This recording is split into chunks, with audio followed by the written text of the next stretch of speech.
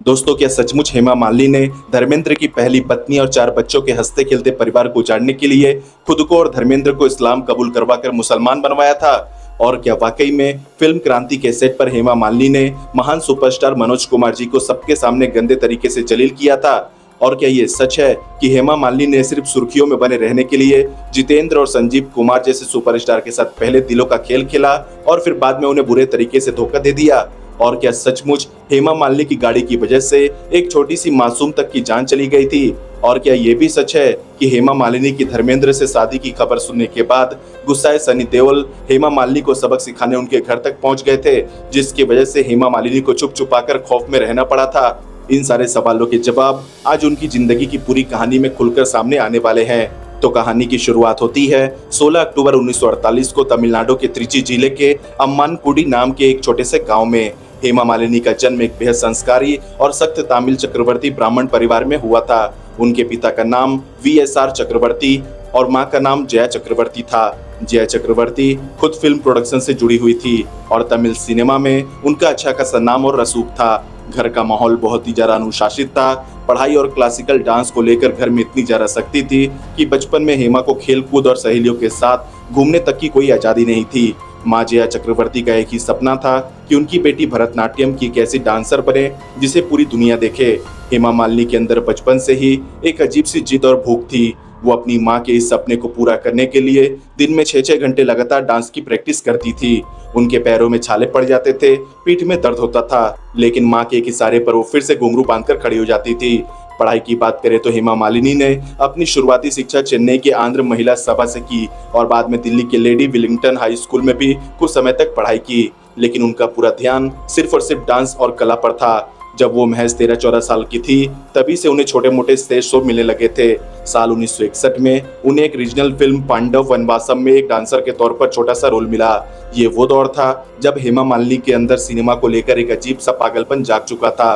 वो सिर्फ एक डांसर बनकर रुकना नहीं चाहती थी, उन्हें फिल्मों में लीड एक्ट्रेस बनना था। वो अपनी मां के साथ चेन्नई के हर बड़े प्रोड्यूसर और डायरेक्टर के दफ्तर के चक्कर काटने लगी, लेकिन ये रास्ता इतना आसान नहीं था। साल 1963 में तमिल सिनेमा के जाने माने डायरेक्टर CV श्रीधर अपनी अगली बड़ी फिल्म वेनिल्ला अड़ाई के लिए एक नई हीरोइन की तलाश कर रहे थे। जया चक्रवर्ती अपनी बेटी हेमा को लेकर उनके पास पहुंची।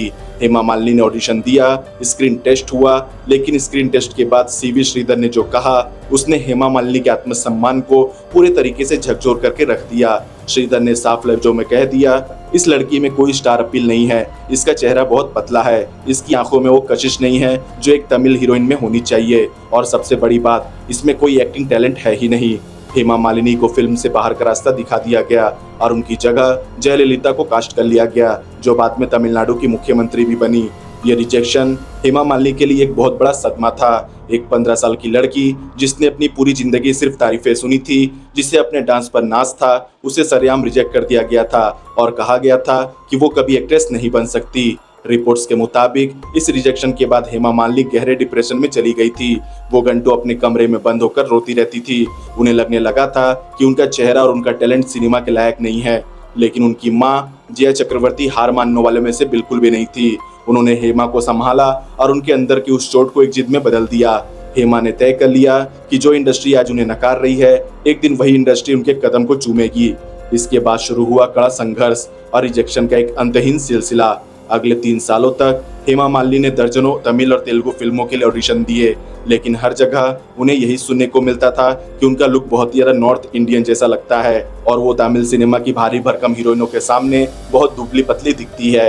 इस दौरान घर की आर्थिक स्थिति भी बहुत ज्यादा अच्छी नहीं चल रही थी, जिससे दबाव और भी ज्यादा बढ़ गया था, लेकिन हेमा मालिनी ने अपनी क्लासिकल डांस की परफॉर्मेंस जारी रखी। वो पूरे देश में स्टेज शो कर रही थी और यही डांस आखिरकार उनके लिए कामयाबी का जरिया बना। साल 1968 में बॉलीवुड के जाने माने प्रोड्यूसर B अंतरस्वामी और डायरेक्टर CV श्रीधर के ही एक करीबी दोस्त ने हेमा मालिनी को दिल्ली में एक डांस परफॉर्मेंस करते हुए देखा। वो हेमा के चेहरे की मासूमियत और उनके डांसिंग स्किल से इतने ज्यादा प्रभावित हुए कि उन्होंने तुरंत राज कपूर की आने वाली फिल्म सपनों का सौदागर के लिए उनका नाम सजेस्ट कर दिया। राज कपूर उस वक्त इंडस्ट्री के सबसे बड़े शोमैन थे और वो अपनी फिल्म के लिए एक बिल्कुल नया फ्रेश चेहरा ढूंढ रहे थे। जब हेमा मालिनी को स्क्रीन टेस्ट के लिए मुंबई बुलाया गया तो वो बहुत ही ज्यादा डरी हुई थी। उन्हें लग रहा था कि साउथ की तरह यहाँ भी उन्हें रिजेक्ट कर दिया जाएगा, लेकिन जब राज कपूर ने हेमा मालिनी को देखा तो उन्होंने पहली ही नजर में कह दिया, ये लड़की मेरी फिल्म की ड्रीम गर्ल बनेगी। सपनों का सौदागर फिल्म के पोस्टर पर राज कपूर के नाम के साथ बड़े बड़े अक्षरों में लिखा गया, introducing the dream girl Hema Malini. Film साल 1968 में रिलीज हुई। हालांकि फिल्म बॉक्स ऑफिस पर कोई बहुत बड़ी हिट साबित नहीं हुई, लेकिन फिल्म इंडस्ट्री और दर्शकों को उनकी ड्रीम गर्ल मिल चुकी थी। हेमा मालिनी के लुक्स और उनकी बड़ी बड़ी आंखें और उनकी सादगी ने रातों रात सबको अपना दीवाना बना दिया। इस एक फिल्म ने हेमा मालिनी के संघर्ष के दिनों पर हमेशा के लिए फुल स्टॉप लगा दिया और यहाँ से शुरू हुआ कामयाबी का वो सफर जिसने आगे चलकर इतिहास रच दिया। सपनों का सौदागर के बाद हेमा मालिनी के पास फिल्मों की लाइन लग गई। साल 1970 में आई फिल्म जॉनी मेरा नाम, जिसमें उनके अपोजिट देव आनंद थे, बॉक्स ऑफिस पर ब्लॉकबस्टर साबित हुई। इस फिल्म के गाने और देव आनंद के साथ हेमा की केमिस्ट्री को लोगों ने बेहद पसंद किया।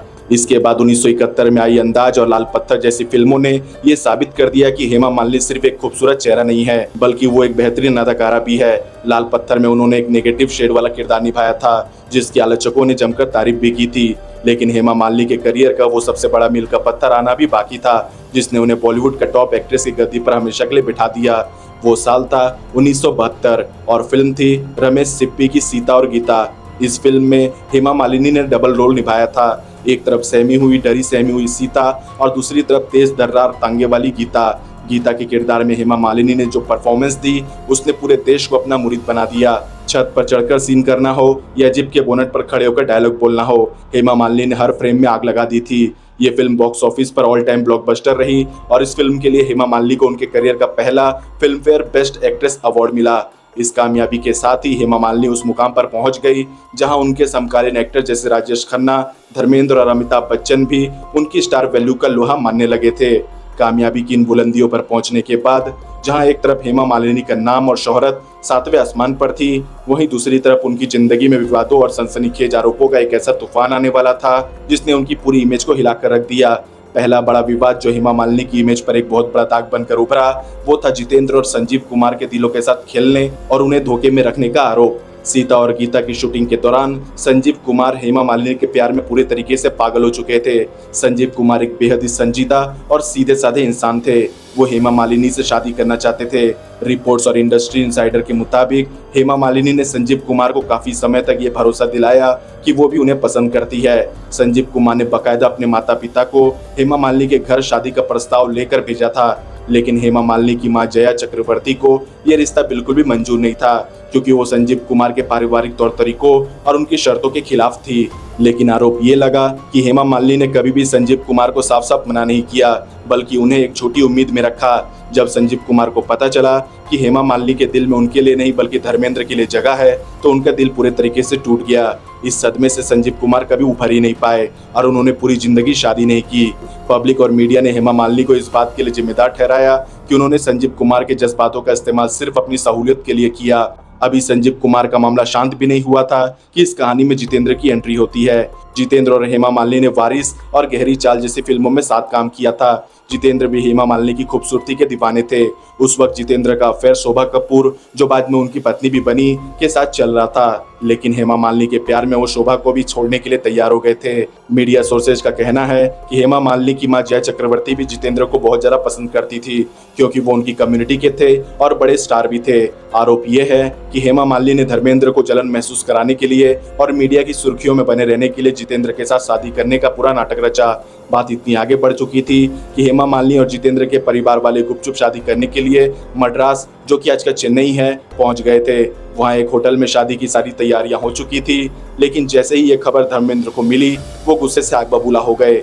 धर्मेंद्र तुरंत शोभा कपूर को अपने साथ लेकर मद्रास पहुंच गए। शोभा कपूर ने वहां पर पहुंचकर काफी तमाशा किया, जिसके बाद जितेंद्र और हेमा मालिनी की ये शादी ऐन वक्त पर टूट गई।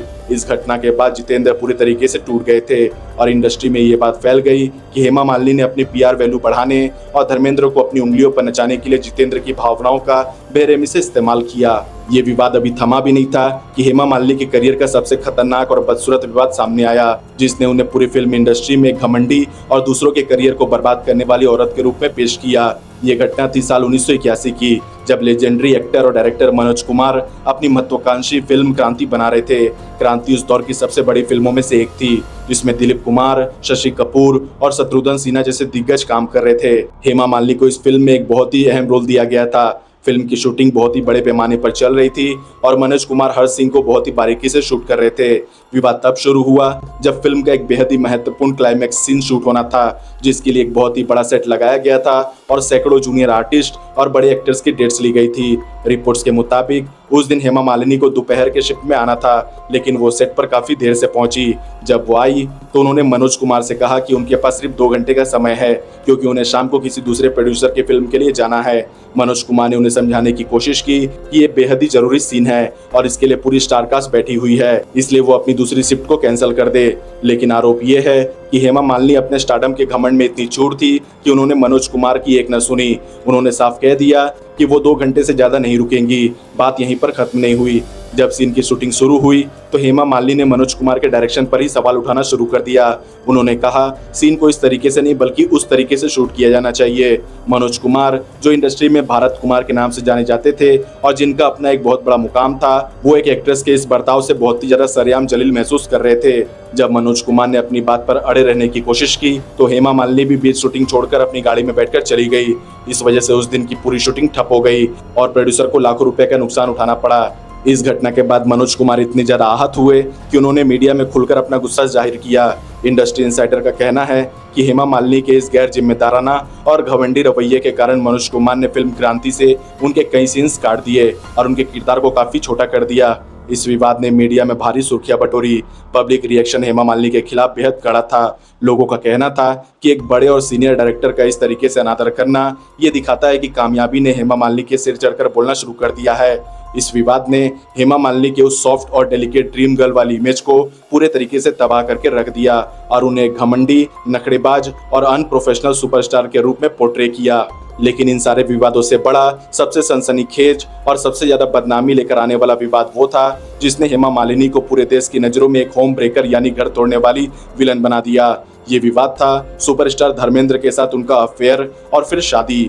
धर्मेंद्र और हेमा मालिनी ने पहली बार साल 1970 में फिल्म शराफत और तुम हंसी मैं जवान में साथ काम किया था। उस वक्त धर्मेंद्र पहले से ही शादीशुदा थे। साल 1954 में ही उनकी शादी प्रकाश कौर से हो चुकी थी और उनके 4 बच्चे थे, सनी देओल, बॉबी देओल, विजेता और अजेता। धर्मेंद्र अपनी पत्नी और बच्चों के साथ एक खुशहाल जिंदगी जी रहे थे, लेकिन जैसे ही हेमा मालिनी उनके जीवन में आई सब कुछ बदल गया। आरोप ये है कि हेमा मालिनी को अच्छी तरह से पता था कि धर्मेंद्र शादीशुदा है और उनके 4 बच्चे हैं। इसके बावजूद उन्होंने धर्मेंद्र को अपने हुस्न के जाल में फंसाना शुरू किया। शोले, प्रतिज्ञा और आजाद जैसी बैक टू बैक फिल्मों में साथ काम करते हुए दोनों की नजदीकियां इतनी ज्यादा बढ़ गई कि धर्मेंद्र अपनी पहली पत्नी और बच्चों को पूरी तरीके से भूल गए। रिपोर्ट्स के मुताबिक हेमा मालिनी ने धर्मेंद्र पर लगातार ये दबाव बनाना शुरू किया कि वो अपनी पहली पत्नी यानी कि प्रकाश कौर को तलाक दे दे और उनसे शादी करे, लेकिन प्रकाश कौर ने साफ मना कर दिया कि वो धर्मेंद्र को तलाक नहीं देंगी।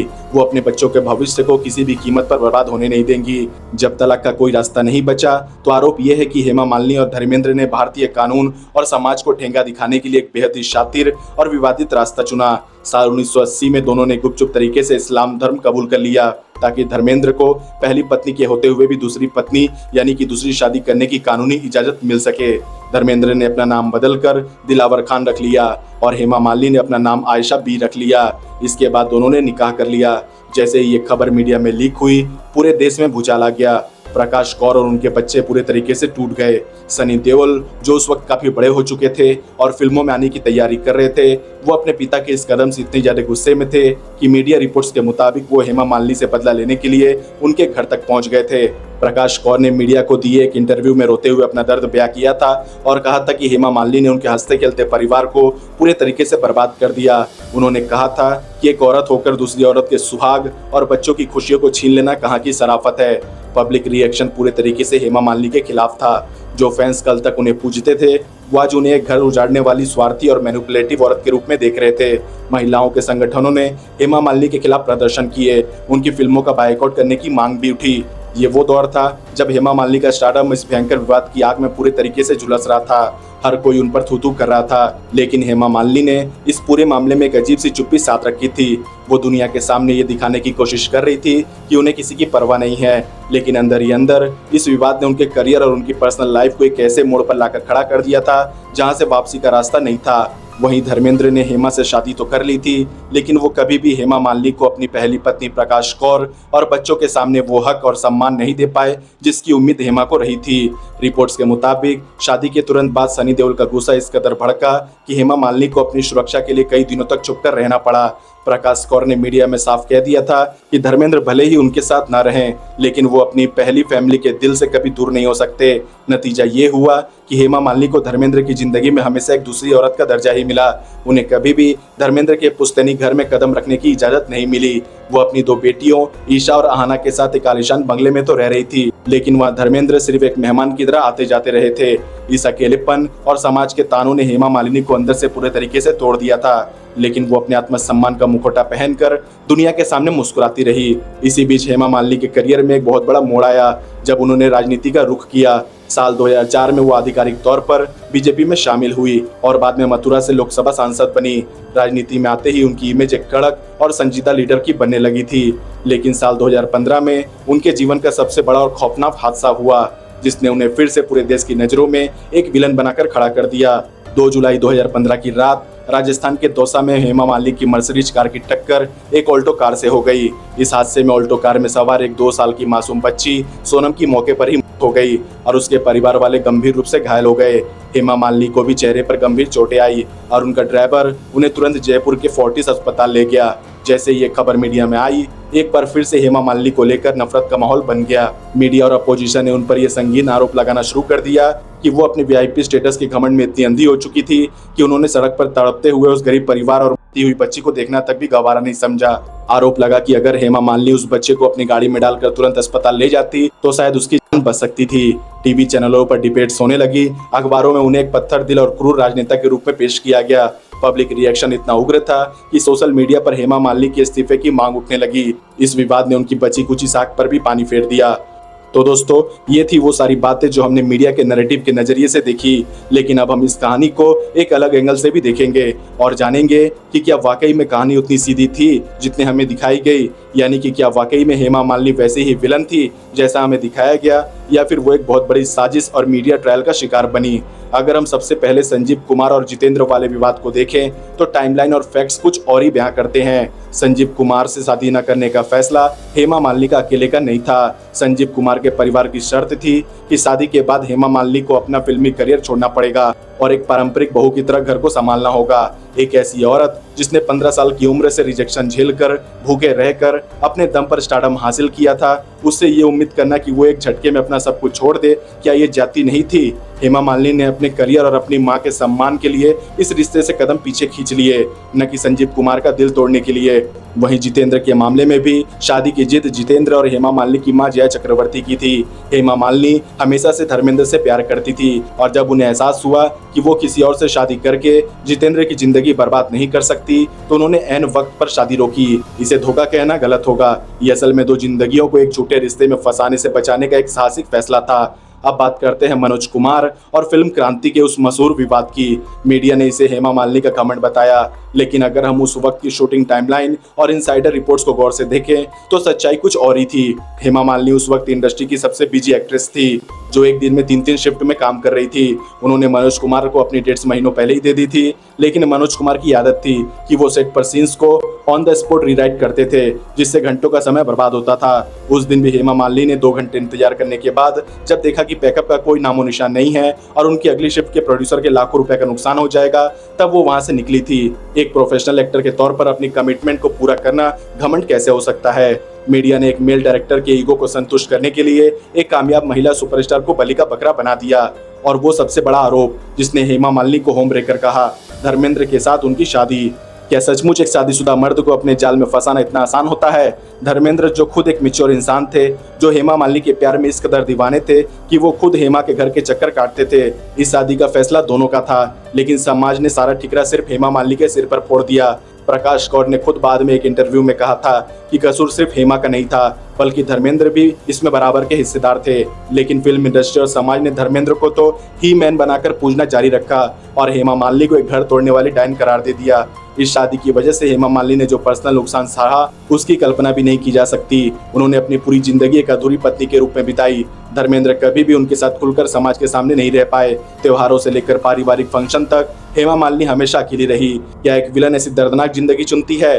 साल 2015 के उस कार एक्सीडेंट की फैक्ट्स को अगर दोबारा से देखा जाए तो वो मीडिया की सबसे बड़ी और घिनौनी साजिश को बेनकाब करते हैं। हादसे के वक्त हेमा मालिनी खुद बुरी तरीके से घायल थी। उनके माथे और आंख के पास से इतना खून बह रहा था कि वो होश खो चुकी थी। डॉक्टर के मुताबिक अगर उन्हें अगले आधे घंटे तक हॉस्पिटल ना लाया जाता तो उनकी जान को भी खतरा हो सकता था। ऐसे में उनका ड्राइवर उन्हें अस्पताल लेकर गया, जो कि एक नॉर्मल इंसानी रिफ्लेक्स है। ऑल्टो कार का ड्राइवर खुद गलत साइड से आ रहा था और उसकी स्पीड बहुत ज्यादा थी, जो कि पुलिस की चार्जशीट में भी सामने आया। लेकिन मीडिया ने घायल हेमा मालिनी की तस्वीरों को इस तरीके से पेश किया जैसे कि वो कोई अपराधी हो। एक घायल महिला जो खुद सदमे में थी, उस पर राजनीति चमकाने के लिए मीडिया और विरोधी पार्टियों ने मिलकर एक मासूम की मौत का तमाशा बना दिया। अगर हम हेमा मालिनी के दौर की बाकी को स्टार्स से उनकी तुलना करें तो बात और साफ हो जाती है। रेखा, राखी या जीनत अमान जैसी एक्ट्रेसेस ने वक्त के साथ खुद को बदला, लेकिन पर्सनल लाइफ में विवादों की वजह से उनका करियर एक वक्त के बाद पूरे तरीके से थम गया। रेखा आज भी अकेली है और एक रहस्यमय जिंदगी जी रही हैं। इसके उलट हेमा मालिनी ने इन तमाम भयंकर विवादों, नफरत और मीडिया ट्रायल्स के बावजूद कभी हार नहीं मानी। उन्होंने अपनी दोनों बेटियों को बेहतरीन परवरिश दी, उन्हें काबिल बनाया और खुद को राजनीति में पूरे तरीके से झोंक दिया। आज 2026 में हेमा मालिनी 77 वर्ष की उम्र में भी उतनी ही एक्टिव है। वो मथुरा से एक मजबूत राजनेता के रूप में काम कर रही है। उनके क्लासिकल डांस शो आज भी हाउसफुल जाते हैं और उनकी नेटवर्थ आज करोड़ों में है, जिनका मुख्य जरिया उनके real estate investments, brand endorsement और पॉलिटिकल सैलरी है। जहां उनके दौर के कई बड़े स्टार्स आज गुलामी की जिंदगी जी रहे हैं या पूरे तरीके से फिल्म इंडस्ट्री पर निर्भर हैं, वहीं हेमा मालिनी ने अपनी एक अलग सल्तनत खड़ी की है। वो आज भी उतनी ही गरिमा और ग्रेस के साथ पब्लिक के सामने आती है। फैंस आज भी उन्हें उसी सम्मान से देखते हैं, क्योंकि लोगों को अब समझ में आ चुका है कि जिसे कल तक विलन बनाया गया था वो दरअसल एक बेहद ही मजबूत और सेल्फ रिस्पेक्टिंग औरत थी, जिसने समाज के दोहरे मापदंडों के सामने कभी घुटने नहीं टेके। हेमा मालिनी की ये कहानी हमें सिखाती है कि स्क्रीन पर दिखने वाली ड्रीम गर्ल की हकीकत कितनी पथरीली हो सकती है। मीडिया और समाज मिलकर किसी को भी एक झटके में विलन बना सकते हैं, लेकिन सच को ज्यादा दिनों तक छुपाया नहीं जा सकता। हेमा मालिनी ने अपनी जिंदगी को अपनी शर्तों पर जिया, गलतियां भी की, लेकिन उन गलतियों की सजा उन्होंने पूरी गरिमा के साथ भुगती। तो दोस्तों, हेमा मालिनी की इस पूरी जिंदगी के सफर को देखने के बाद आपको क्या लगता है? क्या वो वाकई में एक चालाक, मैनिपुलेटिव और दूसरों के घर और करियर को बर्बाद करने वाली एक विलन थी, या फिर वो एक पुरुष प्रधान समाज और टीआरपी की भूखी मीडिया का शिकार बनी एक मजबूत और बेकसूर औरत थी? अपनी राय कमेंट्स में जरूर बताएं और अगर आपको ये बायोग्राफी पसंद आई हो तो वीडियो को लाइक करें और चैनल को सब्सक्राइब करना ना भूलें। तो मिलते हैं नेक्स्ट वीडियो में।